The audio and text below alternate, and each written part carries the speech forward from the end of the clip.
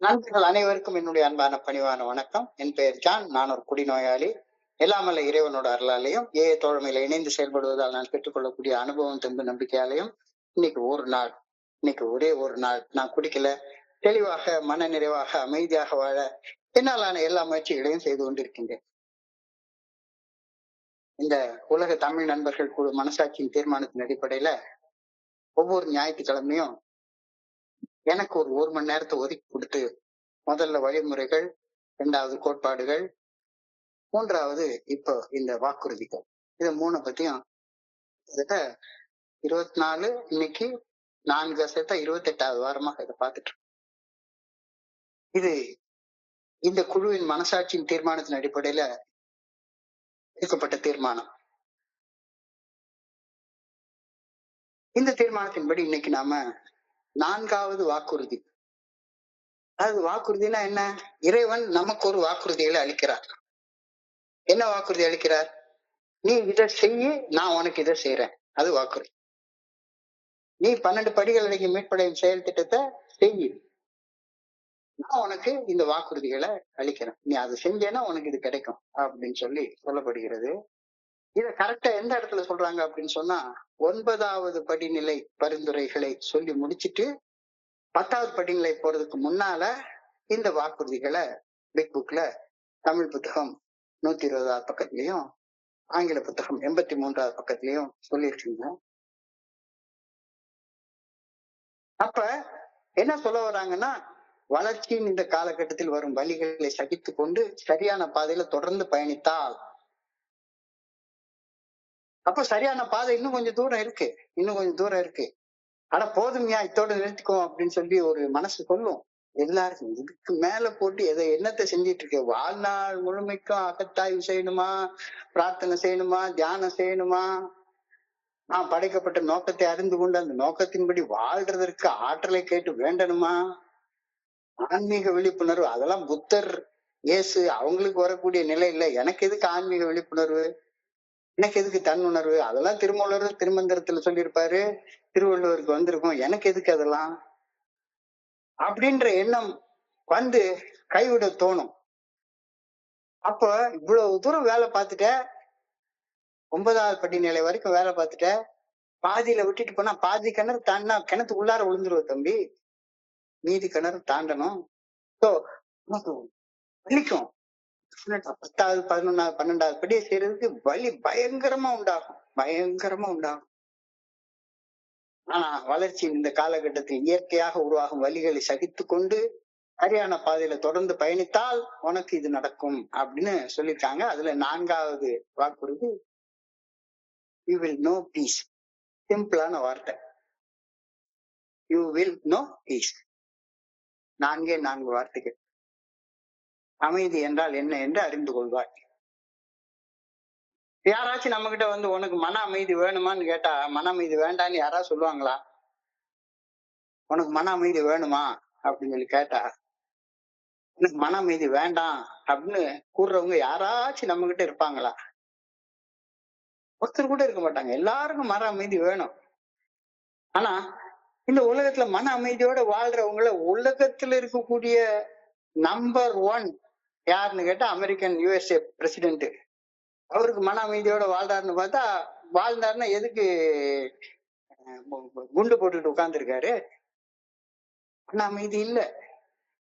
ஆனா அவர்கிட்ட போய் மன அமைதி வேணுமான்னு கேளுங்க, எனக்கு மன அமைதி வேணும்னு சொல்லுவாரு. இவன் அதை செஞ்சுட்டா நான் திருப்பி செய்யணும் அப்படின்ற மாதிரி மனசு கொந்தளிச்சுக்கிட்டு கிடக்குது. உள்ளுக்குள்ளார கொந்தளிச்சுட்டு கிடக்குது, தடுமாறிட்டு கிடக்குது. ஆனா எனக்கு மன அமைதி வேணும்ன்ற ஆசை நிறைய இருக்கு.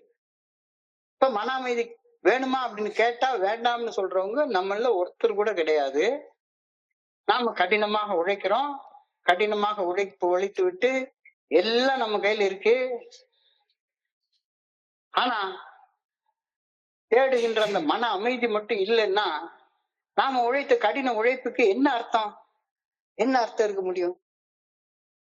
நல்ல கடினமா உழைக்கிறோம், நீங்க சொன்ன மாதிரி பணத்தை சம்பாதிக்கிறோம், அது சம்பாதிக்கிறோம், இது சம்பாதிக்கிறோம், நிறைய பேர் வாங்கி வச்சிருக்கோம்.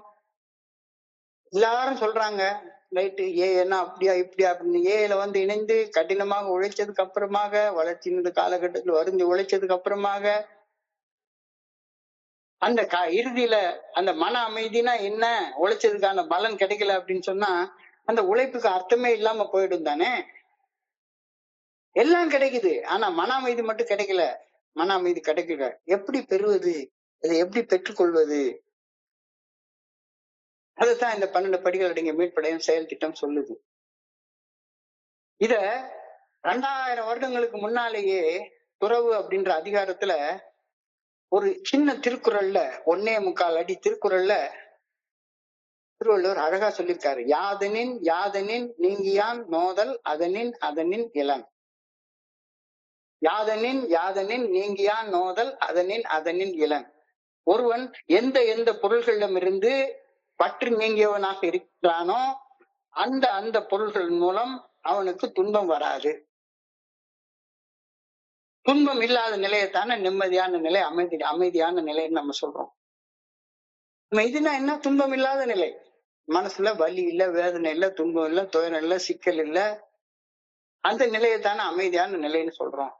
இப்போ நோவு நோவு அப்படின்னா துன்பம், வலி, வேதனை, துயரம், பிரச்சனை, சிக்கல். இந்த பிரச்சனை சிக்கல்லாம் எதுக்கு வருது? ஏதாவது ஒண்ணு பிடிச்சி இறுக்கமா பற்றிக்கிறோம், இறுக்கமா பத்திக்கிறோம். அதனால அந்த சிக்கல், வலி, வேதனை வருது. ஒருவன் எந்த எந்த பொருள்களில் இருந்து பற்று நீங்கியவனாக இருக்கின்றானோ அந்த அந்த பொருள்களின் மூலம் அவன் துன்பம் அடைவதில்லை. பற்றுதான் நிம்மதியற்ற நிலையை உருவாக்குகின்றது, பற்றுதான் அமைதியற்ற நிலையை உருவாக்குகின்றது அப்படின்ற கருத்து சொல்றாரு. இதுதான் துன்பத்தை விளைவிக்கின்றது. கிளிங்கிங் அப்படின்னு புத்தர் சொல்லுவார். கிளிங்கிங் இருக்க பிடிச்சுக்கிறது, இருக்க பிடிச்சுக்கிறது. பற்றுதான் அமைதியற்ற நிலையை ஏற்படுத்துகின்றது அப்படின்ற பொருள். ரொம்ப நாள் தவம் இருந்துட்டு புத்தரும் இயேசுவும் கண்டுபிடிச்ச ஒண்ணே ஒண்ணு அதான். எதுக்கே துன்பப்படுற அப்படின்னு கேட்டா, எதையோ ஒண்ணு பிடிச்சி இருக்க பிடிச்சுக்கிறேன், பிடிச்சுக்கிறதுனால துன்பம் வருது. இப்போ எல்லாருமே ஏதோ ஒண்ணு இருக்க பிடிச்சுக்கிறோம். ஒண்ணு இந்த உடம்போட நம்ம நிரந்தரமா வாழணும்னு உடம்ப பிடிச்சி இறுக்கமா பிடிச்சுக்கிறோம். லைஃப் இஸ் துக்கா. இந்த ரீசன் ஃபார் துக்கா இஸ் கிளிங்கிங், பற்று. வாழ்க்கை என்பது துன்பகரமானது. துன்பத்திற்கு காரணம் நாம எதையோ ஒண்ணு இறுக்கமா பத்திக்கிறது தான். இதுதான் கீதையிலையும் உபதேசிக்கப்பட்டிருக்கிறது. எல்லா எல்லா சமயங்கள்லையும் மறைகள்லையும் இது ஒண்ணுதான் உபதேசிக்கப்பட்டிருக்கிறது. எந்த எந்த பற்றுகளில் இருந்து நீ வெளியே வருகின்றாயோ அந்த பொருள்களில் இருந்து நீ விடுபடுகின்றாய். விடுபட்ட பொருள்களிடமிருந்து அணு அளவு கூட உனக்கு துன்பம் வராது. விடுபட்ட பொருள்களில் இருந்து அணு அளவு கூட உனக்கு துன்பம் வராது அப்படின்னு கீதையிலையும் சொல்லப்பட்டிருக்கிறது. எல்லாரும் அதே ஒரே கருத்து தான் சொல்றாங்க. புத்தரும், இயேசுவும், திருவள்ளுவரும், திருமந்திரமும், கிருஷ்ணரும், ஏன் உலக திருமறைகள் எல்லாமே ஒரு சேர இந்த ஒரே கருத்தை சொல்லுது. எதை பத்திக்கிட்டு இருக்கியோ அதனால துன்பம் வருது. துன்பம் இருக்கிற நிலைதான் அமைதியற்ற நிலை. அமைதியற்ற நிலை. சரி, இதெல்லாம் இருக்கட்டும். அதெல்லாம் பெரியவங்க சொல்லியிருக்காங்க. ஏல வந்து எதுக்கே நீங்க வந்து இதெல்லாம் சொல்லிட்டு உட்கார்ந்துருக்கீங்க? ஏல கொடுத்திருக்கிற பிராமிஸ பத்தி பேசுங்க. அப்போ நம்ம வாழ்க்கையிலையும் அமைதியா வாழணும்னா பற்ற விடணும் அப்படின்னு சொல்லி தெரியுது. பற்றை எப்படி விடுறது? பற்றை எப்படி விடுறது? பற்றை விட்டுட்டு மன அமைதி எப்படி அடையிறது? எப்படி பீஸ், அந்த பீஸ நம்ம தெரிஞ்சுக்கிறது அப்படின்ற கேள்வி இயற்கையாக எழுகிறது. எந்த ஒரு பொருளிடம் அல்லது எந்த ஒரு மனிதனிடம் நமக்கு பற்று உள்ளதோ அந்த பொருள் அல்லது அந்த மனிதரிடமிருந்து கண்டிப்பாக துன்பம் வரும். கண்டிப்பாக துன்பம் வரும். வராம இருக்கவே இருக்காது. பொண்டாட்டிய பத்திக்கிட்டே உட்கார்ந்து பொண்டாட்டியால துன்பம் வந்துட்டே தான் இருக்கும்.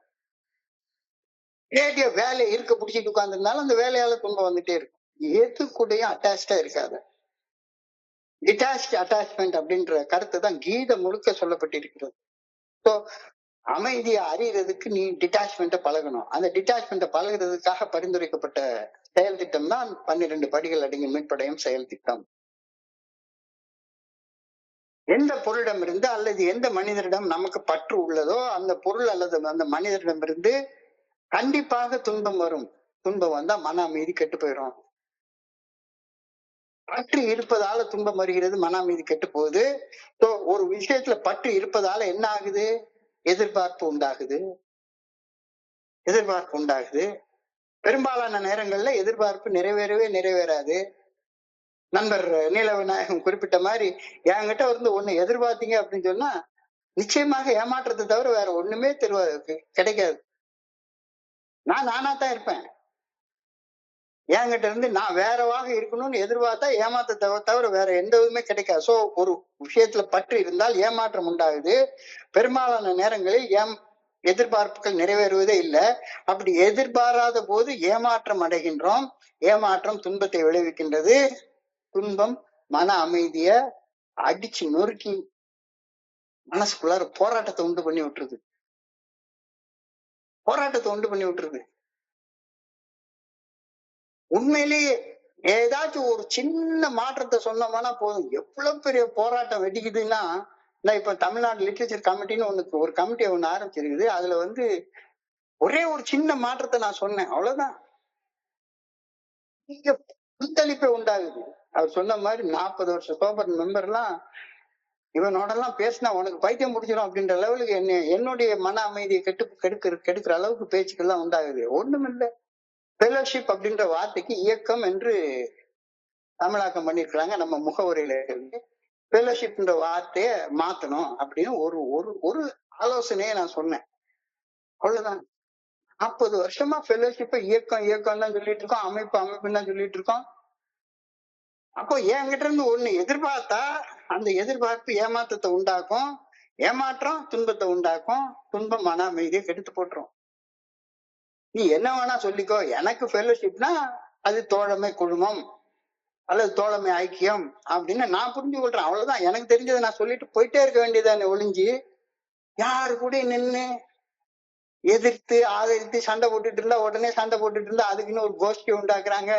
உள்ளுக்குள்ளார ஒரு கோஷ்டி கூட கோஷ்டி சண்டை ஓடுது, மன அமைதி கெட்டு போகுது. சோ எந்த விஷயத்திலும் எதிர்பார்ப்பு இருந்தால் ஏமாற்றம் தான் உண்டாகும். எதிர்பார்ப்பு என்னைக்குமே நிறைவேறாது. அப்படி எதிர்பார்ப்பு நிறைவேறாத போது ஏமாற்றம் அடைகின்றோம். ஏமாற்றம் துன்பத்தை விளைவிக்கின்றது. துன்பம் மன அமைதியை கொலைச்சி சின்ன அப்படின்ன படுத்தி போட்டுருது. சோ இப்ப இதுக்கு என்ன பண்ணணும்? துன்பம் வராம இருக்கணும். துன்பம் வராம இருக்கணும். அப்ப எதிர்பார்க்காம இருக்கணும். மன அமைதி கெடாம இருக்கணும். அப்ப எதிர்பார்க்காம இருக்கணும்.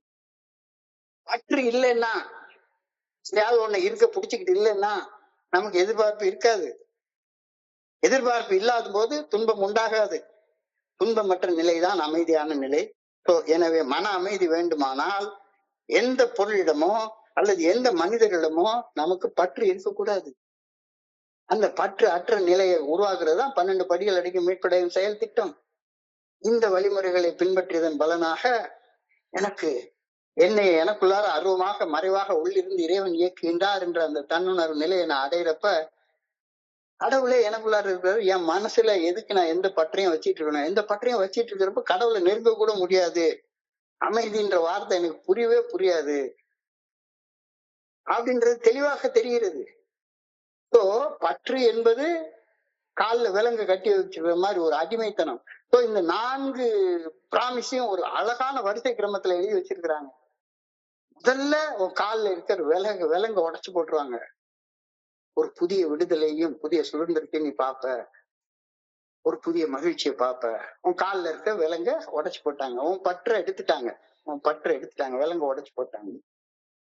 விலங்க உடைச்சு போட்ட உடனேயே நான் விலங்கோட இவ்வளவு காலம் வாழ்ந்தனே, இவ்வளவு காலம் செயலடிமையாக வாழ்ந்து வீணாக்கிட்டனே அப்படின்ற குற்ற உணர்ச்சி உங்ககிட்ட இருந்து போயிடும். கடந்த காலத்தை நினைச்சு நீ வருந்த மாட்ட, அதை மூடி மறைக்க நினைக்க மாட்ட. You will comprehend the word serenity. மன பக்குவப்பட ஆரம்பிக்கும். பக்குவப்பட ஆரம்பிச்சதுக்கு அப்புறமா உனக்கு அமைதினா என்னன்னு புரியும். 4வது அழகா சொல்றாங்க. இது ஒரு வரிசை கிரமத்துல அழகா சொல்லியிருக்கிறாங்க. ஆனா பக்குவப்படாம விடுதலை அடையாம உனக்கு குற்ற உணர்ச்சி போகாது. ஏன்னா பழைய செயல் அடிமைத்தனங்களே காலில் விலங்கோட வச்சுட்டு உன்னால மூவ் ஆகவே முடியாது. சோ முதல்ல ஒரு புதிய விடுதலையும் ஒரு புதிய மகிழ்ச்சியும் காண்போம். முதல் பிராமிஸ். ரெண்டாவது ப்ராமிஸ், அந்த புதிய விடுதலையும் ஒரு புதிய மகிழ்ச்சியும் உன்னுடைய மனசுக்குள்ளா இருக்கக்கூடிய குற்ற உணர்ச்சியை கடந்த காலத்தை நினைச்சு வருந்த மாட்டேன், அதை மூடி மறைக்க நினைக்க மாட்டேன், குற்ற உணர்ச்சி இருக்காது, பயம் இருக்காது. ரெண்டாவது வாக்குறுதி, குற்ற உணர்ச்சியும் பயமும் இல்லாத நேரத்துல உன்னுடைய மனம் பக்குவப்பட ஆரம்பிக்கும். You will comprehend the word serenity. நான்காவது, you will know peace. You will know peace. பற்று இல்லை என்றால் எதிர்பார்ப்பு இல்லை, எதிர்பார்ப்பு இல்லாத போது துன்பம் உண்டாவதில்லை, துன்பம் இல்லாத நிலையை அமைதி நிலை.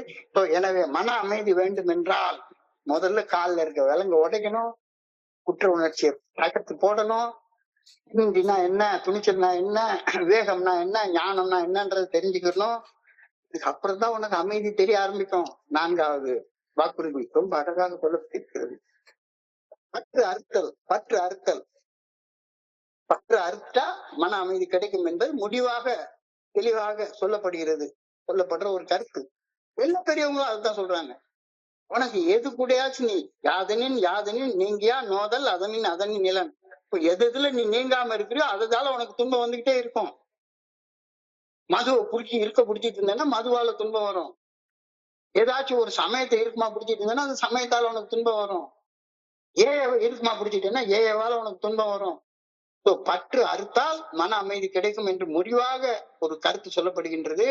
அப்படி என்றால் பொருள்கள் மனிதர்கள் இவங்களை எல்லாம் குப்பை தொட்டியில் தூக்கி போட்டுறணும்னு அர்த்தமா? அப்படியா மகான்கள் சொல்றாங்க? ஏன்னா அப்ப வேண்டவே வேண்டாம், கூட பற்று இல்லைன்னா ஏவுக்கே வரக்கூடாதுன்னு சொல்றீங்களா? உடனே அடுத்த கேள்வி அப்படிதான் கேட்பாங்க. பற்று அறுத்தல் அப்படின்றதுனால மனிதர்களை தூக்கி தூர போட்டு பொருள்களை தூக்கி குப்பை தொட்டி, இது வரைக்கும் என் வீட்டுல இருக்கக்கூடிய பொருள் எல்லாத்தையும் தூக்கி ரோட்ல தூக்கி குப்பை தொட்டில தூக்கி போட்டுறணும் அப்படின்னு அர்த்தம் சொல்லல அவங்க. பொருள்கள் மனிதர்கள் என்னை சுற்றி இருப்பது எனக்குள்ளார பற்ற உண்டாக்குது. பொருள்களை மனிதர்களை தூக்கி தூர எறிஞ்சு விட்டா மன அமைதி வந்துடும் அப்படின்ற கருத்து தப்பான கருத்து. பொருள்களை தூக்கி தூர போட சொல்லல. இறைவனால் உருவாக்கப்பட்ட பொருள்கள் மனிதர்கள் அவங்க மேல பிரச்சனையே கிடையாது. என் மனம், என்னுடைய மனசு பொருள்கள் மேலேயும் மனிதர்கள் மேலேயும் இருக்க பற்று வைக்கும் போது துன்பம் உருவாகுகின்றது, மன அமைதி கெட்டு போகின்றது அப்படின்ற கருத்தை மட்டும் புரிஞ்சுக்கோ. பொருள்கள் அது பாட்டுக்கு இருக்கட்டும், அது பாட்டுக்கு இருக்கட்டும், எல்லாமே இருக்கட்டும், எல்லாமே இருக்கட்டும். அழகா புத்தர் சொல்லுவாரு, ஒரு பூ உனக்கு பிடிச்சிருந்தா அந்த பூவை புடுங்கிடுவ. நீ பற்று வச்சிருந்தா புடுங்கிடுவ அந்த பூவை. அந்த பூவை அன்பு செஞ்சேன்னா அது செடியிலே அழகா இருக்கும், அழகா இருக்கும். அதை எடுத்து மாலையா தொடுத்து கடவுளுடைய கழுத்துல போட்டாதான் அழகு அப்படின்ற அர்த்தம் கிடையாது. பூ செடியிலே இருக்கட்டும், அழகா இருக்கு, எல்லாமே அழகா இருக்கு. இறைவனால் உருவாக்கப்பட்ட பொருள்கள், இறைவனால் உருவாக்கப்பட்ட மனிதர்கள், அதுல பிரச்சனையே இல்லை. ஆனா என்னுடைய மனம் பொருள்களுக்கும் மனிதர்கள் மேலும் பற்று வைக்கும் போது துன்பம் உருவாகுகின்றது. அந்த துன்பத்தால என்னுடைய மன அமைதி கெட்டு போகின்றது. நான் ஒரு தூணை போய் இருக்க பிடிச்சிக்கிட்டு, ஒரு தூண் இருக்கு, அந்த தூணை போய் இருக்க பிடிச்சிட்டு தூணே என்னைய விட்டுரு, தூணே என்னைய விட்டுரு அப்படின்னு சொல்லி சொன்னா அது பைத்தியக்காரத்தனால. தூணா என்னைய பிடிச்சிருக்கு, 4 தூணை பிடிச்சிருக்கேன், 4 தூணை பிடிச்சிருக்கேன். அப்போ பற்று விட வேண்டியது யாரு? பொருள் என்னைய பற்றிக்கிறல, மனிதர்கள் யாரும் என்னைய பற்றிக்கிறல, நான் மனிதர்ல போய் பற்றிட்டு உட்கார்ந்துருக்கேன். அதனால எனக்கு துன்பம் வருது, அதனால எனக்கு மன அமைதி கெட்டு போகுது. தூண் இருக்கிற இடத்துலயே விட்டு விடுறதுதான் பற்று விட்டுறது. யார் எப்படி இருக்காங்களோ அப்படி இருக்காங்க, இருந்துட்டு போறாங்க, அழகா இருக்கு. ஒரு பூச்செடியில அழகா பூத்து இருக்கு, அப்படியே இருக்கட்டும், அப்படியே இருக்கட்டும். ஒண்ணு எந்த நிலையில இருக்கிறதோ அந்த நிலையிலே இருப்பதற்கு அதற்கு சுதந்திரம் அளிக்கிறது தான் பற்று அறுப்பது. அப்படி பற்று அறுக்கிற நேரத்துல தானா மன அமைதி எனக்குள்ளார உருவாகுது அப்படின்ற கருத்து இந்த வழிமுறைகளை வாழ்க்கை முறையாக வாழும்போது எனக்கு கிடைக்கிறது. பற்றிக் கொள்வது செயலடிமைத்தனத்தை உருவாக்குகின்றது. பொருள்களை மனிதர்களை கூட இருக்கும்போது அவர்களை பற்றி கொண்டு வாழும் வாழ்க்கை கலையை, பற்றி கொள்ளாமல் வாழக்கூடிய வாழ்க்கை கலையை ஏழை தோழமை பரிந்துரைக்கக்கூடிய 12 படிகளுடைய மீட்படையும் செயல் திட்டம் எனக்கு கத்துக் கொடுக்குது. ஏன் எனக்குள்ளார எல்லார் மேலயும் ஒரு அட்டாச்மெண்ட் இருக்கு, எல்லார் மேலயும் ஒரு அட்டாச்மெண்ட் இருக்கு. இந்த குழுல இருக்கிறவங்க எனக்கு இப்படிதான் மரியாதை கொடுக்கணும், அப்படிலாம் மரியாதை கொடுக்கணும், அது பண்ணணும் இது பண்ணணும் அப்படின்னு நினைச்சேன்னா என்னை விட பைத்தியக்காரன் யாருமே இருக்க முடியாது. அப்படி நான் பற்றி கொண்டு இருக்கிற நேரத்துல என்னுடைய மன அமைதியை நானே கெடுத்துக்கிறேன், துன்பத்தை நானே விலை கொடுத்து வாங்கிக்கிறேன், சொந்த செலவுல சூனியத்தை வச்சுக்கிறேன். பற்றி கொள்வது செயலடிமைத்தனத்தை உருவாக்குகின்றது. பொருள்கள் மனிதர்கள் கூட இருக்கையிலும் அவர்களை பற்றி கொள்ளாமல் வாழும் வாழ்க்கை கலையை ஏஐ தோழமை பரிந்துரைக்கக்கூடிய 12 படிகள் அடங்கிய மீட்படையும் செயல் திட்டம் எனக்கு தெளிவாக கத்து தருது. ஆழ்ந்து சிந்தித்து இந்த புரிந்துணர்வை, இந்த ஞானத்தை, இந்த விவேகத்தை பற்றி இல்லாமல் எப்படி வாழ்வது என்ற வாழ்க்கை கலைய தோழமை எனக்கு கத்து தருது. இங்க வந்து எதையாவது ஒண்ணு புடிச்சுக்கிட்டு இது ஏன் குரூப் ஏன் குரூப். சில நண்பர்கள் சொல்லுவாங்க, எனக்கு சிரிப்பு வரும். நான் சார்ந்து இருக்கிற நம்பிக்கை பெற்ற தொண்டர்கள் குழு சார்பாகவும் உலக நண்பர்கள் சார்பாக எதையாவது ஒண்ணு புடிச்சுக்கிறது, இது ஏன் ஹோம் குரூப், அது அவன் ஹோம் குரூப், எதையாவது ஒண்ணு இருக்க புடிச்சுக்கிறது. சோ இந்த பற்றி கொள்தலாலதான் எனக்கு துன்பம் உண்டாகுது, என்னுடைய மன அமைதி கெட்டு போகுது. சோ பற்று விடுறதுக்கு தான் நம்ம தோல்மை பரிந்துரைக்கக்கூடிய 12 படிகள் அடிக்க மீட்படையும் செயல் திட்டத்தை வாழ்க்கையாக வாழ்றோம் அப்படின்றத புரிகிற நேரத்துல இந்த புரிந்துணர்வை ஞானத்தை அடைந்து விட்டால் வாழ்ற வாழ்க்கை கலைய நாம கத்துக்கிறோம். Art of living. Art of living is not a science. Living is an art. Living is an art. Art of living.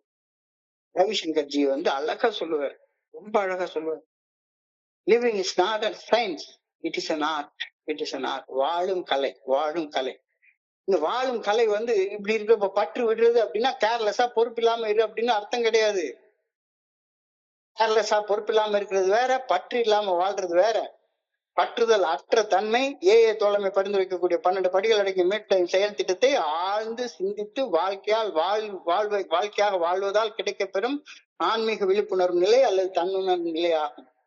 ஆன்மீக விழிப்புணர்வு நிலையில எனக்கு பற்றே இருக்காது, கொஞ்சம் கூட பற்று இருக்காது. இல்ல ஏதாச்சும் பத்திக்கிட்டு இது ஆல் இந்தியா இந்த குரூப் மட்டும்தான் ஏன் குரூப், வேற குரூப்ல எனக்கு கிடையாது, இந்த குரூப்ல மட்டும்தான் நான் இருப்பேன் அப்படின்னு இந்த குரூப் இருக்க பற்றிட்டு இருந்தேன்னா என்னைக்கா ஒரு நாளைக்கு இந்த குரூப்பால உனக்கு துன்பம் வரப்போறது நிச்சயம். நிச்சயம் நிச்சயம். பற்றுதல் அற்ற தன்மை தோல்மை பரிந்துரைக்கும் 12 படிகள் அடங்கிய மீட்படையும் செயல் திட்டத்தை ஆழ்ந்து சிந்தித்து வாழ்க்கையாக வாழ்வதால் கிடைக்கப்பெறும் ஆன்மீக விழிப்புணர்வு அல்லது தன்னுணர்வு நிலை ஆகும். இந்த நிலை 4வது வாக்குறுதியாக இன்னைக்கு நமக்கு கொடுக்கப்பட்டிருக்கிறது. We will know peace. அமைதியை நாம் அறிந்து கொள்வோம். அன்பின் சக்தியால் அதிகாரத்தின் மேல் இருக்கும் பேரார்வத்தை கடந்து வரும்போது அமைதியை நாம் அறிவோம். When my power for love, power of love overcomes the love of power, I will know peace அப்படின்னு சொல்லி ஒரு அழகான கோட் சொல்றாங்க. அதிகாரத்தின் மேல ஆசை இருக்கு, அதிகாரத்தின் மேல ஆசை இருக்கு.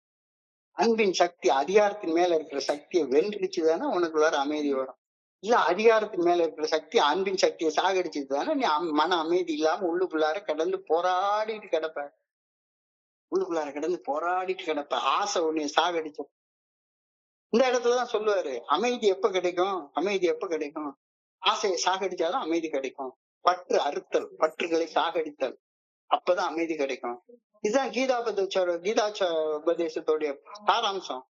அதாவது இந்த பக்கம் பாண்டவர்களுடைய சேனை அணிவகுத்து நிக்குது, 100th சேனை தான் இங்க நிக்குது. அங்க கௌரவர்களுடைய சேனை இதை விட 100 மடங்கு பெரிய சேனை அங்க நிக்குது. 100 மடங்கு பெரிய பெரிய பெரிய பெரிய ஆளுங்க எல்லாம் நிக்கிறாங்க. அங்க பீஷ்மாச்சாரியார் நிக்கிறாரு, துரோணாச்சாரியார் நிக்கிறாரு, கர்ணன் நிக்கிறான், அஸ்வத்தாமன் நிக்கிறான். எல்லாம் பெரிய பெரிய பெரிய பெரிய சக்தி வாய்ந்த மனிதர்கள் எல்லாமே வாழ்க்கையில தவத்தால வாழ்ந்தவங்க எல்லாருமே ஆசைக்கு துணையா நிக்கிறாங்க. இந்த 5 புலன்களுக்கும் நூற்றுக்கணக்கான ஆசைகளுக்கு நடுவுல இருக்கக்கூடிய சண்டை, அதுதான் நம்ம உடம்புதான் குருஷேத்திரம். இந்த உடம்புக்குள்ளார நல்லதுக்கும் கெட்டதுக்குன்னா என்ன, புலன்களுக்கும் ஆசைகளுக்கும் நடுவுல தீராத சண்டை நடந்துட்டே இருக்கு. அப்ப அர்ஜுனனுக்கு இயல்பா என்ன தோணுது, எனக்கு இந்த ஊரையே எழுதி கொடுத்தாலும் பரவாயில்ல, எனக்கு ஒரு ஃபுல் பாட்டில் உடன்னு சொன்னா நான் உடைக்க மாட்டேன். எனக்கு ஃபுல் பாட்டில் தான் வேணும், ஆசைதான் வேணும், ஆசைதான் நிறைவேறணும். நான் ஆசை கூட சண்டையெல்லாம் போட மாட்டேன். ஆசைக்கு துணையாக இருக்கக்கூடிய பெரிய பெரிய இதுகள் மேல எல்லாம் பண்ண மாட்டேன் அப்படின்னு சொல்றேன். அப்போ உள்ளுக்குள்ளார நன்மைக்கும் தீமைக்கும் இடையில போராட்டம் நடக்கிறப்ப சண்டை போடுறதுக்குன்னா 2 பேர் இருந்தா தானே சண்டை போட முடியும். Single mindedness in action is yoga, single mindedness in action is peace. அமைதி என்பது செயலில் ஒரு மனத்தவனா இருப்பது அப்படின்ற கருத்தை இந்த இடத்துல நம்ம வாக்குறுதிகள் மூலமாக நம்ம புரிந்து கொள்ள வேண்டிய அவசியம் வருது. ஆசை அருமீன்கள் ஈசனோடாயினும் ஆசை அருமீன்கள், ஆசை படப்பட ஆய்வரும் துன்பங்கள், ஆசை விட விட ஆனந்தமாமே. பொருள்களின் மீது வைக்கும் ஆசை துன்பத்தையும் அமைதியின்மையையும் விளைவிக்கும். கடவுளோட ஈசனோட வைக்கக்கூடிய ஆசை கூட கடைசியில உனக்கு துன்பத்தை தான் கொண்டு வந்து கொடுக்கும். எது மேலயும் பற்று வைக்காத. எது மேலயும் பற்று வைக்காத, உனக்கு அமைதி கிடைக்காது. எதுவுமே. இல்ல ஒழுங்கான வழிகாட்டுதல். அந்த வழிகாட்டுதலின்படி செயல்படு. அத எதையாவது ஒண்ணு இருக்க பற்றி கொண்டு இதுதான் கடவுள், இது கடவுளுக்கு இதுதான் பேரு, இதுதான் நாமம். கடவுளுக்கு பேருன இப்ப என்னுடைய மனைவிட்டு போய் கேட்டா போதும். ஒருத்தன் தான் கடவுள், ஜீசஸ் ஒண்ணுதான் கடவுள், அதை தவிர கடவுளுக்கு வேற பேரே கிடையாது, கடவுளை தவிர வேற உருவமே கிடையாது அப்படின்னு இவங்க சொல்றாங்க. இன்னொருத்தன் இன்னொரு உருவத்தை சொல்றான், இன்னொரு பேரை சொல்றான், 2 பேரும் சண்டை போட்டுக்கிறாங்க, ஒருத்தன் தலையை இன்னொருத்தன் வெட்டிக்கிறான். ஆசை அருமீன்கள், ஆசை அருமீன்கள், ஈசனோடாயினும் ஆசை அருமீன்கள். ஆசை படப்பட ஆய்வரும் துன்பங்கள், ஆசை விட விட ஆனந்தமாமே. சோ துன்பம் என்பது மன அமைதி கெட்டு போறது பேர் தானே துன்பம். இப்போ பொருளின் மீது வைக்கும் ஆசை துன்பத்தையும் அமைதியின்மையை மட்டும்தான் உருவாக்கும். I am what I deeply desire. எனக்குள்ளார உள்ள ஆழமான ஆசைகள், நூற்றுக்கணக்கான ஆசைகள் தான் என்னைய பைத்தியக்கார மாதிரி ஆக்கிட்டே இருக்குது. I am what my deep desire desires are. I am what my deep driving desires are. As my desire is, so is my will. As my will is, so is my deed. As my deed is, so is my destiny. So உள்ளுக்குள்ளார கிடந்து ஏதோ ஒரு ஆசை என்னை பிடிச்சி ஆட்டி படைச்சுக்கிட்டே உட்கார்ந்து இருக்கு. குடிக்கணும்ன்ற ஆசையோ, கூத்தடிக்கணும்ன்ற ஆசையோ, அல்லது காம ஆசையோ, பொருள் சம்பாதிக்கணும்ன்ற ஆசையோ, இதுதான் என்னுடைய செயல்கள் எல்லாத்துக்கும் பின்னால இருக்கக்கூடிய உந்து சக்தியாக இருக்குது. சோ எந்த ஆசை இருக்குதோ அந்த ஆசையை நிறைவேற்றுறதுக்கு தான் என்னுடைய மனசு திட்டம் போடும். So as my desire is, so is my will. As my will is, என்னுடைய மனசு எதை செய்யணும்னு விரும்புதோ அந்த செயலை தான் நான் செய்வேன். நான் செய்யற செயல்கள் தான் என்னுடைய இலக்கை நிர்ணயிக்கும். நல்ல யோசிப்பாரு. நான் என்னுடைய 19வது வயசுல மோசம் செய்யக்கூடிய முதல் குடியை குடிச்சேன். முதல் சாராயத்தை குடிச்சேன். 19 years of age. அப்ப என்னுடைய 19வது வயசு வரைக்கும் நான் மனம் அமைதியா இழந்ததாக எனக்கு தெரியல. அப்பெல்லாம் நான் நல்லா விளையாடுவேன், நல்ல ஸ்போர்ட்ஸ் மேனு, நல்லா விளையாடுவேன். பெரிய கெட்ட பழக்கம்லாம் ரொம்ப கிடையாது. சீரட் குடிக்கிற பழக்கம் இருந்தா கூட எப்பயாச்சும் ஒரு நேரம் குடிக்கிறதுனால நல்லா விளையாடுவேன், நல்லா சாப்பிடுவேன். படுத்தா உண்மையிலே எல்லாரும் சொல்லுவாங்க, படுத்தா வெறுமனை ஒரு 1 2 3 4 5 6 7 8 9 10 என்றுக்குள்ளார தூக்கம் வந்துடும். 19 வயது வரை என்னுடைய மன அமைதி, உள்ள சமநிலை பெரிதாக பாதிக்கப்படவே இல்லை. என்னுடைய inner peace and equanimity of mind affect ஆகவே இல்லை. ஆனா 19 வயசுல இருந்து ஆரம்பிச்சதுயா இன்னைக்கு வரைக்கும் அமைதினா கண்டுபிடிக்கிறதுக்கு இவ்வளவு கஷ்டமாக இருக்குது. 19 வயசு வரை 39 வயசு வரை குடின்னு குடிச்சேன். 39 வயசுல இருந்து இன்னைக்கு வரைக்கும் என்னத்தையோ படிச்சு உளறி பேசிக்கிட்டே உட்கார்ந்துருக்கேன். மன அமைதி மட்டும் வரவே மாட்டேங்குது. யார் என்ன சொன்னாலும் ஒருத்தருடைய மெசேஜை கேட்ட கோபம் பிச்சுக்கிட்டு வருது. சொன்ன மாதிரி நீல விநாயகம் சொன்ன மாதிரி, சொல்றது நீ எப்படா மாத்தி சொல்றது, நீ எப்படி மாத்தி சொல்றது, உன்னை என்ன செய்யறேன் பாரு, ஐ வில் டேக் ஆக்ஷன். அலைய வெட்டிட போறீங்களா? வெட்டுறதுக்கு ரெடியா இருப்பாங்க. என்ன மகான்களையே கொண்டு போட்ட தேசமாச்சு இது, இந்த உலகமாச்சு இது. ஒரே ராத்திரியில ஒருத்தங்க சிலுவையில் அடிச்சு சாவடிச்சுட்டாங்க. ஏன்? மன அமைதி இல்ல. தோழமையில நான் என்னுடைய 39வது வயசுல இருந்து இணைந்த போது என்னுடைய மன அமைதி மிக மோசமான நிலையில, பயங்கர மோசமான நிலையில இருந்துச்சு. பாதிப்புக்கு ஆளாக இருந்தது. சர்வ காலமும் என்னுடைய மனசுல இருமனத்தன்மை, டைலம்மா. குடிக்கலாமா வேண்டாமா, லஞ்சம் வாங்கலாமா வேண்டாமா, இந்த பொம்பளைகிட்ட போலாமா வேண்டாமா, சினிமா போலாமா வேண்டாமா, ஊர் சுத்தலாமா வேண்டாமா, கடனை வாங்கலாமா வேண்டாமா, சொன்ன மாதிரி நீல விநாயகம் சொன்ன மாதிரி லோன் வாங்கி வீட்டை கட்டலாமா வேண்டாமா, எதுக்கு நினைச்சாலும் சரிதான். இருமனத்தன்மை டைலமா தான் இருந்துச்சு. சதா சர்வ காலமும் மனசுல போராட்டம். எந்த செயல் செய்தாலும் ஒரு வகையான இருமனத்தன்மை என்னுடைய மனசுல நிலவிய காரணத்தால என்னுடைய உள்ள சமநிலை பாதிக்கப்பட்டு மனம் பக்குவப்படாம, அந்த செர்னிட்டினா என்னன்னே தெரியாம நான் வாழ்ந்து கொண்டிருந்தேன். அதனாலதான் 3வது ப்ராமிஸ்ல we will comprehend the word peace அப்படி, word serenity அப்படின்னு போட்டுக்கிறாங்க. மனம் பக்குவப்படாமல் இருந்தது. செயலாற்றும் துணிச்சல் சுத்தமா கிடையவே கிடையாது. ஒரு கோழைய மாதிரி பாருக்கு போய் பார்ல ஒரு கார்னர் சீட்டை எடுத்துக்கொண்டு இந்த கார்னர் சீட்ல உட்கார்ந்துக்கிட்டு குடின்னு குடிச்சுக்கிட்டு இப்படித்தான் வாழ்ந்துட்டு இருந்தேன். துணிச்சல் கிடையாது. எது தப்பு, எது தவறு, எது நல்லது, எது சரி இப்படின்னு பகுத்தறியக்கூடிய ஞானம் மருந்து கூட கிடையாது. இந்த சூழ்நிலையில தான் நான் வாழ்ந்து கொண்டிருந்தேன். இப்போ வந்திருக்கா 10, 11, 12 ஸ்டெப் நீ பண்ணுனேன்னா யூ வில் நோ பீஸ் அப்படின்னு சொல்லி அழகா சொல்றாங்க. இல்லாட்டி போனா உனக்கு அது கிடைக்காது. தோழமை பரிந்துரைக்கக்கூடிய 12 படிகள் அடங்கிய மீட்பின் செயல் திட்டத்தை வாழ்க்கையாக வாழ்வதால் ஒரு தனி மனிதனாகிய நான் பெறவல்ல மிகச்சிறந்த வரம், மிகச்சிறந்த வரம், மிகச்சிறந்த உன்னதமான விஷயம் மன அமைதி. ஆரம்பத்திலே கேட்ட மாதிரி யாருக்காச்சும் போய் மன அமைதி வேணுமான்னு கேட்டா வேண்டாம்னு சொல்றேன் ஒருத்தர் கூட இருக்க மாட்டாங்க. எனக்கு மன அமைதி தான் வேணும், மன அமைதி தான் வேணும், மன அமைதி தான் வேணும்னு சொல்லுவாங்க. ஆனா மன அமைதியாக வாழ்றதுக்கு இதை செய்து சொன்னா அது செய்ய மாட்டேன். ஆனா மன அமைதி வேணும். மன அமைதி வேணும்னா இது செஞ்சா தானே கிடைக்கும். தோழமை பரிந்துரைக்கக்கூடிய அந்த 12 படிகள் அடங்கிய மீட்படையும் செயல் திட்டத்தை வாழ்க்கையாக வாழ்ந்தால் நான் பெற்றுக்கொள்ளக்கூடிய உன்னதமான பண்புகள் மன போராட்டம் இல்லாத மன அமைதி, உள்ள சமநிலையுடனான மனப்பக்குவம், நிகழ்காலத்தில் சரியான செயல்களை தேர்வு செய்யக்கூடிய துணிச்சல், எது சரி என்று எது தவறு என்று பகுத்தறியக்கூடிய ஞானம். If you work out the 12-step recovery program, you will be serene to accept what you cannot change. You will be courageous to change what you can. You will be wise to discern from what is right and what is wrong. ரொம்ப அழகாக சொல்லியிருக்கிறாங்க. அழகாக சொல்லியிருக்காங்க. தோழமை பரிந்துரைக்கக்கூடிய 12 படிகள் அடங்கிய மீட்பின் செயல் திட்டத்தை வாழ்க்கையாக வாழ்வதால் நான் பெற்றுக்கொள்ளக்கூடிய மிக உன்னதமான பண்பு என்னன்னா மன போராட்டம் இல்லாத ஆழமான மன அமைதி, உள்ள சமநிலையுடனான மனப்பக்குவம், நிகழ்காலத்தில் சரியான செயல்களை தேர்ந்தெடுத்து செய்யக்கூடிய மன துணிச்சல், எது சரி எது தவறு என்று பகுத்தறியக்கூடிய ஞானம். மனப்பக்குவ பிரார்த்தனையை பயன்படுத்தி மனித மனதில் உருவாகும் உணர்வு தருமாற்றங்களையும் உணர்வு கொந்தளிப்புகளையும் மனதின் அதிதீவிரமான எதிர்பார்ப்புகளையும் கையாள்வது எப்படி என்பதன் நடைமுறை தொகுப்பு தான் தோழமை பரிந்துரைக்கக்கூடிய 12 படிகள் அடங்கிய மீட்படையும் செயல் திட்டம். இந்த செயல் திட்டத்தை நீ வாழ்க்கையாக வாழ்ந்தா மட்டும்தான் உனக்கு விடுதலை கிடைக்கும். குற்ற உணர்ச்சியிலிருந்து நீ விடுபடுவ. உனக்கு மனப்பக்குவப்பட்டாதான் மன அமைதினா என்னன்னு உனக்கு புரியும். வருஷ கிரமத்துல அழகா சொல்லியிருக்காங்க. One of the best things about the AA program is the peace of mind and serenity that it can bring us.